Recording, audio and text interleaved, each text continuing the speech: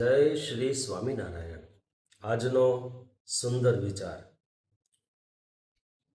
સેવા કરવી હોય તો જગતમાં ઈશ્વરના સંતાન માની સમસ્ત જગતની જીવ પ્રાણી માત્રની સેવા કરો, પરંતુ એ સેવાના બદલામાં કોઈની પાસેથી કંઈ મેળવી લેવાની અપેક્ષા ન રાખો.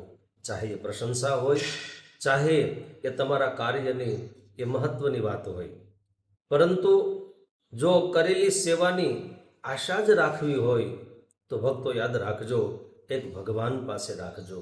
કારણ તમારી કરેલી સેવાનું મહત્વ શું છે એ ઈશ્વર સિવાય અન્ય કોઈ ન સમજી શકે. માટે સેવા જીવ પ્રાણી માત્રની કરો, અપેક્ષા કોઈની ન રાખો. માત્ર ભગવાનની જ આશા રાખી અને સેવા કરવી એ માનવનો પરમ ધર્મ છે. અસ્તુ. જય સ્વામિનારાયણ.